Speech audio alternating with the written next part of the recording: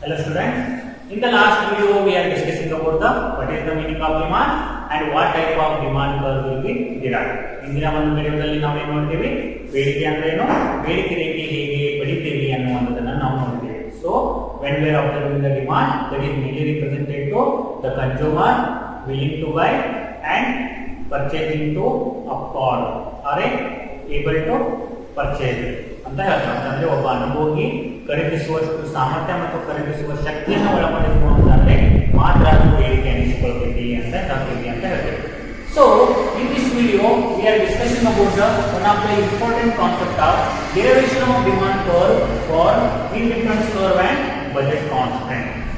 ಅಂತಂದ್ರೆ ಔದಾಸೀನ ವಕ್ರರೇಖೆಗಳು ಮತ್ತು ಬಜೆಟ್ ರೇಖೆಗಳಿಂದ ಮತ್ತು ಬಜೆಟ್ ರೇಖೆಗಳ ನಿರ್ಬಂಧಗಳಿಂದ ಬೇಡಿಕೆ ರೇಖೆಯ ನಿಷ್ಪತ್ತಿ ಅಂತಂದ್ರೆ ಇದರೊಳಗೆ ಏನೇನೆಲ್ಲ ಅದಾವು ಅಂತ ಹೇಳ್ತೀವಿ ಅಂತಂದ್ರೆ it is mainly represented to includes the budget line, indifference curve and what type of budget line and indifference curve derive the demand line. ಅಂತಂದ್ರೆ ಈ ಒಂದು ಅಂಶದೊಳಗ ಅಥವಾ ಈ ಒಂದು ವಿಷಯದೊಳಗ ಏನೇನೆಲ್ಲ ಒಳಗೊಂಡೈತಿ ಅಂತ ಹೇಳ್ತೀವಿ ಅಂತಂದ್ರೆ ಔದಾಸೀನ ವಕ್ರರೇಖೆ ಇರ್ತೈತಿ, ಬಜೆಟ್ ರೇಖೆ ಇರ್ತೈತಿ, ಆ ಎರಡನ್ನ ಒಳಗೊಂಡು ಏನಾಗ್ತಿರ್ತದ ಬೇಡಿಕೆ ರೇಖೆ ಡಿರೈವ್ ಆಗ್ತದ, ಬೇಡಿಕೆ ರೇಖೆ ನಿರ್ಮಾಣ ಆಗ್ತೈತಿ ಅಂತ ನಾವಿಲ್ಲಿ ಹೇಳ್ತೀವಿ ಅಂತ ಹೇಳ್ತಾರ.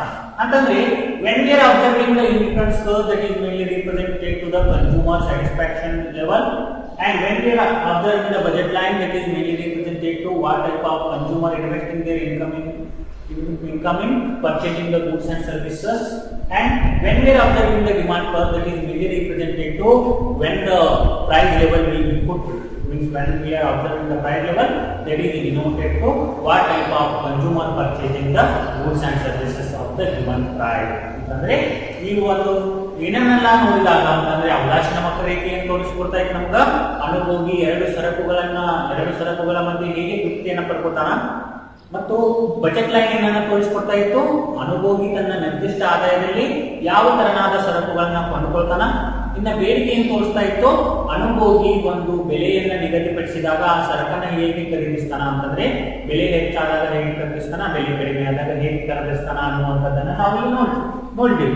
ಹಾಗಾದ್ರೆ in this theory that is mainly represented to the inclusion of means between the both of budget line and indifference curve. ಈ ಒಂದು ಥಿಯರಿ ಒಳಗ ಏನೆಲ್ಲ ಒಳಗೊಂಡೈತಿ ಅಂತಂದ್ರೆ ಬಜೆಟ್ ರೇಖೆ ಮತ್ತು ಔದಾಸೀನ ವಕ್ರರೇಖೆಗಳ ಎರಡರಿಂದ ಬೇಡಿಕೆ ಹೇಗೆ ಆಗ್ತದ, ಯಾಕಂತಂದ್ರೆ when we are observing the rational consumer is a rational person, he always wanted to high level of satisfaction. ಯಾವಾಗ ನಾವು ಏನಾಗ್ತೀವಿ ಅನುಭೋಗಿ ಒಬ್ಬ ವಿಚಾರಶೀಲನಾದಂತಹ ವಿವೇಚನಾಶೀಲನಾದಂತಹ ವ್ಯಕ್ತಿ ಇರ್ತಾನ, ಅವ ಯಾವಾಗಲೂ ಗರಿಷ್ಠ ಪ್ರಮಾಣ ತೃಪ್ತಿಯನ್ನ ಪಡೆದಿರ್ತಾನ ಅಂತ ನಾವು ನೋಡ್ತೇವೆ. ಗರಿಷ್ಠ ಪ್ರಮಾಣ ತೃಪ್ತಿಯನ್ನ ಪಡಿಬೇಕಾಗಿತ್ತು ಅಂತಂದ್ರೆ ಏನ್ ಮಾಡ್ತಾನ, ಅವನ ತನ್ನ ಇನ್ಕಮ್ ಅನ್ನ ಹೇಗೆ ಇನ್ವೆಸ್ಟ್ ಮಾಡ್ತಾನ, ತಾನು ಯಾವ ರೀತಿ ಎರಡು ಗೂಡನ್ನ ಸೆಲೆಕ್ಟ್ ಮಾಡ್ತಾನ ಅನ್ನುವಂಥದ್ದನ್ನ ನಾವು ನೋಡ್ತೇವೆ.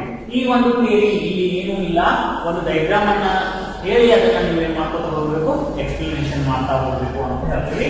ಹಾಗಾದ್ರೆ ಏನೈತಿ ಇಲ್ಲಿ ನೋಡ್ರಿ ಅಂತಂದ್ರೆ in this derivation we are observing the OX axis and OY axis. ಇಲ್ಲಿ ಏನಾಗೈತಿ OX ಮತ್ತು OY axis ಐತಿ. OX axis mainly represented to the banana, X axis mainly represented to banana and OY axis mainly represented to mangoes. OY axis mainly represented to mangoes. So when we are observing the beginning budget line ಅಂತಂದ್ರೆ ಏನಾಗೈತಿ ಪ್ರಾರಂಭ ಒಂದು budget ರೇಖೆ ಆಗೈತಿ. ಇದು ಏನನ್ನ ತೋರಿಸ್ತದ ಅಂತಂದ್ರೆ the consumer is purchasing the X1 and X2 commodity. ಈ ಒಂದು ರೇಖೆ ಏನು ತೋರಿಸ್ತದ ನೋಡ್ರಿ, ಇಲ್ಲಿ ಒಂದು ಇಂಡಿಫರೆನ್ಸ್ ಕರ್ವ್ ಅದ, ಇಲ್ಲಿ ಒಂದು ಬಜೆಟ್ ಲೈನ್ ಐತಿ ಅಂದಾಗ ಈ ಲೆವೆಲ್ ವರೆಗೂ ಏನ್ ಮಾಡಾಕ್ತಾರ ಅವರು, the consumer purchasing the X1 and X2 commodity ಅಂತಂದ್ರೆ ಇದನ್ನ ನಾವು ಏನಂತ ಕಲ್ತ್ಕೊಂಡು X1 ಡ್ಯಾಶ್ ಅಂತ ಕಲ್ತ್ಕೊಂಡು. ಅಂತಂದ್ರೆ ಇಲ್ಲಿ the consumer income will be M ಅನ್ನುವಂಥದ್ದು ಏನಿದು ಕನ್ಸ್ಯೂಮರ್ ಇನ್ಕಮ್ ಲೆವೆಲ್ ಐತಿ, ಇಟ್ ಕಾನ್ಸ್ಟಂಟ್, ಇದು ಯಾವಾಗಲೂ ಸ್ಥಿರವಾಗಿದೆ. ಯಾಕಂದ್ರೆ ನಾವು when we are observing the budget line ಅನ್ನು ನೋಡಿದಾಗ ಏನಾಗ್ತಾಯಿತ್ತು P1 X1 plus P2 X2 is equal to m. P1 X1 plus P2 X2 is equal to m ಅಂದಾಗ ಏನಾಗೈತಿ ಕನ್ಸ್ಯೂಮರ್ ಇನ್ಕಮ್ ಎಷ್ಟೈತಿ m ಅದ. ಮ್ಯಾಂಗೋ ಮತ್ತು ಬನಾನಾ ಅದನ್ನೇ ತಗೊಂಡೇವಿ. ಮ್ಯಾಂಗೋಗ ನಾವು ಏನಂತ ತಿಳ್ಕೊಳ್ಳೋಣ X2 ಅಂತ ತಿಳ್ಕೊಳ್ಳೋಣ, ಬನಾನಾಕ ನಾವು ಏನಂತ ತಿಳ್ಕೊಳ್ಳೋಣ X1 ಅಂತ ತಿಳ್ಕೊಳ್ಳೋಣ. ಹೌದು. ಹಾಗಾದ್ರೆ x1 ಮತ್ತು x2 ಅಂತ ತಿಳ್ಕೊಂಡಾಗ ಇಲ್ಲಿ ಕನ್ಸ್ಯೂಮರ್ ಏನ್ ಮಾಡತ್ತಾನ, ಅವನು ಇಲ್ಲಿ m ಏನಂತ ಹೇಳಿದ್ರೆ ನಾವು p1 x1 plus p2 x2 equal to m is the budget line. It is indifference curve IC1 that is mainly represented to the consumer is purchasing the x1 dash commodity and x2 dash commodity. ಈ ಒಂದು income level ಒಳಗ ಮತ್ತು ಈ ಒಂದು independence curve ಒಳಗ ಏನ್ ಮಾಡ್ತಾನ, ನಾವು ಇಷ್ಟು ಗೂಡನ್ನ ಖರೀದಿಸಕತ್ತಾನ. Suppose the mangoes price will be constant. ಇಲ್ಲಿ ಏನಾಗತ್ತದ ಅಂತ ಹೇಳ್ತೀವಿ ಅಂತಂದ್ರೆ ಮಾವಿನ ಹಣ್ಣಿನ ಬೆಲೆ ಏನಾಗೈತಿ, ಸ್ಥಿರವಾಗೈತಿ. ಮಾವಿನ ಹಣ್ಣಿನ ಬೆಲೆ ಏನಾಗೈತಿ, ಸ್ಥಿರವಾಗೈತಿ. Only the banana price will be decreases. ಬರೀ ಬಾಳೆಹಣ್ಣಿನ ಬೆಲೆ ಏನಾಗತ್ತದ, ಇಳಿಕೆ ಆಗತ್ತದ. So when we are studying the change in budget line, when the commodity price will be decreases, the budget line shift to upwards. ಯಾವಾಗ ಬಜೆಟ್ ರೇಖೆ ಒಂದು ಅಥವಾ budget ರೇಖೆಯ ಒಂದು ಬದಲಾವಣೆಯನ್ನು ನೋಡಿದಾಗ ಏನು ತೋರಿಸ್ತಾ ಇತ್ತು ನಮ್ಗೆ, ಯಾವಾಗ ಒಂದು ಸರಕಿನ ಬೆಲೆಯಲ್ಲಿ ಇಳಿಕೆ ಆಗ್ತದಲ್ಲ ಆ ಸರಕನ್ನ ಖರೀದಿಸುವಂತ ಪ್ರಮಾಣ ಹೆಚ್ಚಾಗ್ತದ. ಯಾವಾಗ ಖರೀದಿಸುವಂತ ಪ್ರಮಾಣ ಹೆಚ್ಚಾಗ್ತದಲ್ಲ ಬಜೆಟ್ ಲೈನ್ ಏನಾಗ್ತದ, ಮೇಲ್ಮುಖವಾಗಿ ಚಲಿಸ್ತದ. ಮೇಲ್ಮುಖವಾಗಿ ಚಲಿಸತೈತಿ ಅಂತಂದ್ರೆ ಇಲ್ಲಿ ನೋಡ್ರಿ x2 ಕಮೋಡಿಟಿ ಪ್ರೈಸ್ ಕಾನ್ಸ್ಟಂಟ್ ಅದ, ಇದರೊಳಗೆ ಏನು ಚೇಂಜ್ ಆಗ್ತಿಲ್ಲ. ಹಾಗಾಗಿ ಅವ ಇಷ್ಟ ಖರೀದಿಸಾಕ್ತಾನೆ. x2 ಏನಿಲ್ಲ ಇದಿಲ್ಲ ಇಷ್ಟೇ ಖರೀದಿಸಾಕ್ತಾನ. But when the x1 good price will be decreases, ಯಾವಾಗ x1 ಗೂಡಿನ ಪ್ರೈಸ್ ಡಿಕ್ರೀಸ್ ಆಗ್ತದಲ್ಲ ಅವಾಗ ಬಜೆಟ್ ಲೈನ್ ಏನಾಗ್ತದ, ಅಪ್ವರ್ಡ್ಸ್ ಗೆ ಮೂವ್ ಆಗ್ತದ. ಅಪ್ವರ್ಡ್ಸ್ ಗೆ ಮೂವ್ ಆಗೈತಿ ಅಂತಂದ್ರೆ ಇಷ್ಟು ಮೂವ್ ಆಗ್ಯದ. ಈಗ also represented to the another budget indifference curve. ಇಲ್ಲಿ ಮತ್ತೊಂದು ಇಂಡಿಫರೆನ್ಸ್ ಕರ್ವ್ ಮೂವ್ ಆಗ್ತದ. ಅದು ಏನು ಅಂತಂದ್ರೆ that is mainly represented to the consumer was purchasing the consumer is purchasing the x1 dash to x1 bar. x1 dash to x1 bar ಅಂತಂದ್ರೆ ಯಾವಾಗ ಅನುಭೋಗಿ ಬಾಳೆಹಣ್ಣಿನ ಬೆಲೆ ಒಳಗೆ ಇಳಿಕೆ ಆಗ್ತದಲ್ಲ x1 ಡ್ಯಾಶ್ ಅಷ್ಟು ಖರೀದಿಸಕ್ಕಂತ ಏನ್ ಮಾಡ್ತಾನು, x1 ಡ್ಯಾಶ್ ಅಷ್ಟು ಖರೀದಿಸಕ್ಕಂತ ಅಂತಂದ್ರೆ x1 ಡ್ಯಾಶ್ ಅಷ್ಟು ಖರೀದಿಸಕ್ಕಂತವನು x1 ಬಾರ್ ಅಷ್ಟು ಖರೀದಿಸಕತ್ತಾನ. ಯಾಕಂತಂದ್ರೆ ಮಾವಿನ ಹಣ್ಣಿನೊಳಗೆ ಏನು ಚೇಂಜ್ ಆಗ್ತಿಲ್ಲ. ಚೇಂಜ್ ಆಗತ್ತಿಲ್ಲ ಅಂದಾಗ ಏನ್ ಮಾಡ್ತಾನೆ ನೋಡ್ರಿ, ಮಾವಿನ ಹಣ್ಣಿನ ಪ್ರಮಾಣವನ್ನ ಕಡಿಮೆ ಮಾಡಿಕೊಂಡು ಬಾಳೆಹಣ್ಣಿನ ಪ್ರಮಾಣವನ್ನ ಹೆಚ್ಚಿಗೆ ಖರೀದಿಸಕ್ತಾನ. ಯಾಕೆ ಹೆಚ್ಚಿಗೆ ಖರೀದಿಸ್ತಾನ ಅನ್ನುವಂಥದ್ದನ್ನ ಒಂದು ಸರಕಿನ ಸನ್ನಿವೇಶದಲ್ಲಿ ನೋಡಿದ್ದೇವೆ. ಯಾವಾಗ ಸರಕಿನ ಬೆಲೆ ಒಳಗ ಕಡಿಮೆ ಆಗ್ತದಲ್ಲ ಅವಾಗ ಅನುಭೋಗಿ ಏನ್ ಮಾಡಕ್ ಇಷ್ಟಪಡ್ತಾನ, ಹೆಚ್ಚಿಗೆ ಖರೀದಿಸಕ್ಕೆ ಇಷ್ಟಪಡ್ತಾನ. ಅದೇ ರೀತಿ ಇಲ್ಲಿ ಸಹ ಏನಾಗುತ್ತದ, ಬಾಳೆಹಣ್ಣಿನ ಬೆಲೆ x1 ಡ್ಯಾಶ್ ಇಂದ x1 ಬಾರ್ಗೆ ಹೆಚ್ಚಾದಾಗ ಕಡಿಮೆ ಆದಾಗ ಏನಾದ್ರು ಅನುಭೋಗಿ ಇಷ್ಟು ಅಂದ್ರೆ ಖರೀದಿಸ್ತಾನ. ಅಂತಂದ್ರೆ ಏನು ಪ್ರೈಸ್ ಒಳಗೆ ಏನ್ ಚೇಂಜ್ ಆಗಿದೆ ಅಂತ ಹೇಳ್ತೀವಿ ಅಂತಂದ್ರೆ ಮೊದಲಿಗೆ ಇಲ್ಲಿ ಪ್ರೈಸ್ ಏನಾಗಿತ್ತು ಅಂತ ತಿಳ್ಕೊಂಡು ನಾವು p1 ಬಾರ್ ದಷ್ಟು ಪ್ರೈಸ್ ಇತ್ತು. ಈಗ ಪ್ರೈಸ್ ಎಷ್ಟು ಕಡಿಮೆ ಆಗಿದೆ, p1 ಡ್ಯಾಶ್ ಎಷ್ಟು ಕಡಿಮೆ ಆಗಿದೆ ಅಥವಾ p1 ಡ್ಯಾಶ್ ಎಷ್ಟು ಕಡಿಮೆ ಆಗಿದೆ. ಅಂದ್ರೆ ಇಲ್ಲಿ p1 dash is less than the p1 ಅಂತಂದ್ರೆ p1 dash into p1 bar price ಏನಾಗಿದೆ ಇಲ್ಲಿ ಕಡಿಮೆ ಐತಿ. ಕಡಿಮೆ ಆದಾಗ ಅವ ಏನ್ ಮಾಡತ್ತಾನ, ಹೆಚ್ಚಿಗೆ ಸರಕನ್ನ ಖರೀದಿಸಕತ್ತಾನ ಅಂತ ನಾವಿಲ್ಲಿ ಹೇಳ್ತೇವೆ. ಅದೇ ರೀತಿ next the banana price will be decreases. ಮತ್ತು ಬಾಳೆಹಣ್ಣಿನ ಬೆಲೆ ಕಡಿಮೆ ಆಯ್ತು ಅಂತಂದ್ರೆ p1 ಬಾರ್ಗಿಂತಲೂ ಮತ್ತೆ ಎಷ್ಟು ಕಡಿಮೆ ಆಯ್ತು ಅಂತ ಹೇಳ್ತೀವಿ ಅಂತಂದ್ರೆ p1 ಕ್ಯಾಪ್ ದಷ್ಟು ಕಡಿಮೆ ಆಯ್ತು. p1 ಬಾರ್ ಎಷ್ಟು ಕಡಿಮೆ ಆಯ್ತು, p1 ಕ್ಯಾಪ್ ದಷ್ಟು ಕಡಿಮೆ ಆಯ್ತು. ಮತ್ತ ಬೆಲೆ ಒಳಗೆ ಕಡಿಮೆ ಆದ ಹಾಗೆ ಬಜೆಟ್ ಲೈನ್ ಏನಾಗ್ತದ, ಮತ್ತ ಅಪ್ವರ್ಡ್ಸ್ ಗೆ ಮೂವ್ ಆಗ್ತದ. ಮತ್ತ ಬಜೆಟ್ ಲೈನ್ ಏನಾಗ್ತದ, ಅಪ್ವರ್ಡ್ಸ್ ಗೆ ಮೂವ್ ಆಗ್ತದ. ಯಾವಾಗ ಬಜೆಟ್ ಲೈನ್ ಅಪ್ವರ್ಡ್ಸ್ ಗೆ ಮೂವ್ ಆಗ್ತದಲ್ಲ ಮತ್ತೊಂದು ಈ ಡಿಫರೆನ್ಸ್ ಬರೋದಿಲ್ಲ. ಇಲ್ಲಿ ಈಗ ಏನು ಅಂತ ಹೇಳ್ತೀವಿ ಅಂತಂದ್ರೆ IC3.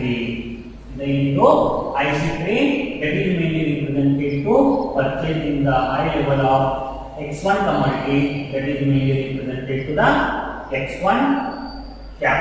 ಯಾವಾಗ ಮಾವಿನ ಹಣ್ಣಿನ ಬೆಲೆ ಸ್ಥಿರವಾಗಿ ಬಾಳೆಹಣ್ಣಿನ ಬೆಲೆ ಕಡಿಮೆ ಆಗ್ತಾ ಹೋಗ್ತದಲ್ಲ x1 ಬಾರ್ ಅಷ್ಟು ಖರೀದಿಸತಕ್ಕಂತ ವ್ಯಕ್ತಿ x1 ಕ್ಯಾಪ್ ಅಷ್ಟು ಹೆಚ್ಚಿಗೆ ಖರೀದಿಸ್ತಾನೆ. ಹೆಚ್ಚಿಗೆ ಖರೀದಿಸತಾನ ಅಂತಂದ್ರೆ ಇಲ್ಲಿ ಇಷ್ಟರಷ್ಟು ಏನ್ ಮಾಡ್ತಾನ, ಬಾಳೆಹಣ್ಣನ್ನ ಖರೀದಿಸ್ತಾನ. ಅಂತಂದ್ರೆ ಮಾವಿನ ಹಣ್ಣಿನ ಪ್ರಮಾಣವನ್ನ ಕಡಿಮೆ ಮಾಡಿ x1 x2 bar ಇದ್ದಂಥದ್ದು x2 cap ಅಷ್ಟು ಕಡಿಮೆ ಮಾಡ್ಕೊಂಡು ಏನ್ ಮಾಡ್ತಾನ, ಇಲ್ಲಿ x1 ಕ್ಯಾಪ್ ಅಷ್ಟು ಹೆಚ್ಚಿಗೆ ಬಾಳೆಹಣ್ಣನ್ನ ಖರೀದಿಸ್ತಾನ.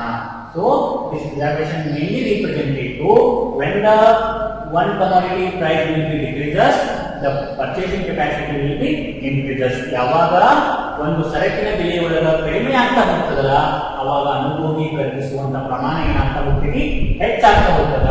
ಯಾವಾಗ ಒಂದು ಸರಕಿನ ಬೆಲೆ ಕಡಿಮೆ ಆಗ್ತಾ ಹೋಗ್ತಿಲ್ಲ, ಸರಕನ್ನ ಖರೀದಿಸೋದ್ರಿಂದ ಬೇಡಿಕೆ ರೇಖೆ ಏನಾಗ್ತದ ಡಿರೈವ್ ಆಗ್ತದ. ಅಂದಾಗ ಇಲ್ಲಿ ನೋಡ್ರಿ, this is A, this is B, this is C. ಇದಕ್ಕೆ ನಾವು ಇಟ್ಕೊಳ್ಳೋಣ ಎ ಬಿ ಸಿ ಅನ್ನುವಂತ 3 ಪಾಯಿಂಟ್ ಇಟ್ಕೊಳ್ಳೋಣ. ಆ 3 ಪಾಯಿಂಟ್ ಅನ್ನ ಇಲ್ಲಿ ಬಾಜು ಡಿರೈವೇಶನ್ ಮಾಡ್ತೀವಿ ನೋಡಿ, ಅವಾಗ ನಮಗೆ ಏನು ಸಿಗ್ತದ, ಡಿಮಾಂಡ್ ಲೈನ್ ಸಿಗ್ತದ. ಡಿಮಾಂಡ್ ಲೈನ್ ಸಿಗ್ತೈತಿ ಅಂತಂದ್ರೆ ಏನಂತ, ಯಾವ ರೀತಿ ಡಿಮಾಂಡ್ ಡಿರೈವ್ ಆಗ್ತೈತಿ ಅಂತ ನಾವು ಇಲ್ಲಿ ಹೇಳ್ತೀವಿ. So here y-axis and y-axis it is mainly represented to this is the x1 and x2 commodity. ಅಂತಂದ್ರೆ ಇಷ್ಟು ಏನೈತಿ, x1 ಸರಕಿನ ಪ್ರಮಾಣ ಮತ್ತು x2 ಸರಕಿನ ಪ್ರಮಾಣ ಐತಿ. ಇದು a ಪಾಯಿಂಟ್. ಹೌದು. ಇನ್ನ b ಪಾಯಿಂಟ್ ಅನ್ನ ಇಲ್ಲಿ ಡಿರೈವ್ ಮಾಡೋಣ. b ಪಾಯಿಂಟ್ ಏನು ತೋರಿಸುತ್ತದೆ ನಮಗ, x1 x2 ಕಮೋಡಿಟಿದು ಪರ್ಚೇಸಿಂಗ್ ಕೆಪಾಸಿಟಿ ಕಡಿಮೆ ಆಗ್ಯದ, x1 ಪರ ಏನ್ ಮಾಡಕ ನಾವು ಜಾಸ್ತಿ ಖರೀದಿಸಕತ್ತಾನ ಅಂತಂದಾಗ ಈ ಪಾಯಿಂಟ್ ಏನು ತೋರಿಸುತ್ತದೆ, b ಪಾಯಿಂಟ್. ಅಂತಂದ್ರೆ ಇದು x1 ಡ್ಯಾಶ್, ಇದು x1 bar, and next one is x1 cap. x1 cap ಇಲ್ಲಿ ನೋಡಿ, ಈ x1 ಬಾರ್ ಏನು ತೋರಿಸುತ್ತದೆ ನಮಗೆ ಇಲ್ಲಿ, ಈ x1 ಬಾರ್ ಅನ್ನು ತೋರಿಸುತ್ತದ.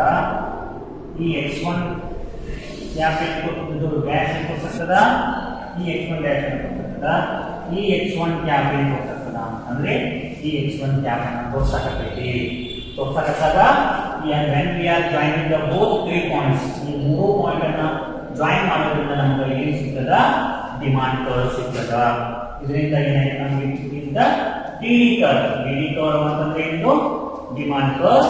It is mainly represented to when the indifference curve and budget line constrain the derivation of demand curve. ಆವಾಗ ಅವದಾಶನ ವಕ್ರರೇಖೆ ಮತ್ತು ಬಜೆಟ್ ರೇಖೆಗಳ ಎರಡರ ಒಂದು ನಿಷ್ಪತ್ತಿಯಿಂದ ಏನಾಗ್ತದ, ಬೇಡಿಕೆ ರೇಖೆ ಉದ್ಭವ ಆಗ್ತದ. ಹಾಗಾಗಿ ನಮ್ಮದು ಬೇಡಿಕೆ ರೇಖೆ ಏನಾಗಿರ್ತದ, ನೆಗೆಟಿವ್ಲಿ ಸ್ಲೋಪ್. ಅದಕ್ಕೆ ಇಳಿಮುಖವಾಗಿ ಇಳಿಜಾರನ್ನ ಹೊಂದಿರ್ತದೆ. ಯಾಕಂತಂದ್ರೆ it is the universal relationship between the price and quantity. Price ಮತ್ತು ಕ್ವಾಂಟಿಟಿ ಮಧ್ಯೆ ವಿರುದ್ಧ ಸಂಬಂಧ ಇರೋದ್ರಿಂದ ಏನಾಗ್ತದ, ಇದು ಎರಡರಿಂದ ಬರುತ್ತೆ ಇಳಿಮುಖವಾಗಿರ್ತೈತಿ ಅಂತ ಹೇಳ್ತೇವೆ. ಇದಿಷ್ಟು ಏನೈತಿ ನಿಮ್ಗ ಅವದಾಶನ ವಕ್ರರೇಖೆ, ಬಜೆಟ್ ರೇಖೆ ನಿರ್ಬಂಧಗಳಿಂದ ಬೇಡಿಕೆ ರೇಖೆ ನಿಷ್ಪತ್ತಿಯನ್ನ ಪಡೆಯುವುದು ಅಂತ ನಾವಿಲ್ಲಿ ಕೇಳ್ತೇವೆ. ಸೊ ಇದ್ರಾಗ ಏನೂ ಇಲ್ಲ, ಬಹಳ ಸಿಂಪಲ್ ಐತಿ. ಇದನ್ನ ಬಹಳ ಕನ್ಫ್ಯೂಸ್ ಮಾಡ್ಕೊಳಕ್ ಹೋಗಬೇಡಿ. ಇಲ್ಲಿ 3 ಬಜೆಟ್ ಲೈನ್ ಅನ್ನ ಹಾಕೋರಿ, 3 ಇಂಡಿಫರೆನ್ಸ್ ಕರ್ವ್ ಅನ್ನ ಹಾಕೋರಿ. ಅವ ಏನಿದು, it is IC1, IC2 and IC3. 3 ಹಾಕುತ್ತೀರಿ. 3 ಹಾಕಿದಾಗ ಮೊದಲಿಗೆ x1 ಡ್ಯಾಶ್ ಅನ್ನ ಪುಟ್ ಮಾಡಿ, x1 ಬಾರ್ ಅನ್ನ ಪುಟ್ ಮಾಡಿ, x1 ಕ್ಯಾಪ್ ಅನ್ನ ಪುಟ್ ಮಾಡಿ. ಇದು ನಿಮಗೆ ಇರ್ತದ. ಈಗ ಏನಾಗಿರ್ತದ ಅಂತ ಹೇಳ್ತೀವಿ ಅಂತಂದ್ರೆ it is P1 bar, P1 dash and P1 cap. ಅಂತಂದ್ರೆ ಯಾವಾಗ ಒಂದು ಸರಕಿನ ಕೊಂಡುಕೊಳ್ಳುವಂತಹ ಪ್ರಮಾಣದಲ್ಲಿ ಹೆಚ್ಚಾಗ್ತಾ ಹೋಗ್ತದಲ್ಲ, ಅವಾಗ ಬೆಲೆ ಬರೋದು ಏನಾಗಿರ್ತದ, ಇಳಿಕೆ ಆಗ್ತಾ ಹೋಗಿರ್ತೈತಿ ಅಂತ ನಾವಿಲ್ಲಿ ಹೇಳ್ತೀವಿ. ಇದಿಷ್ಟು ನಿಮ್ಗೆ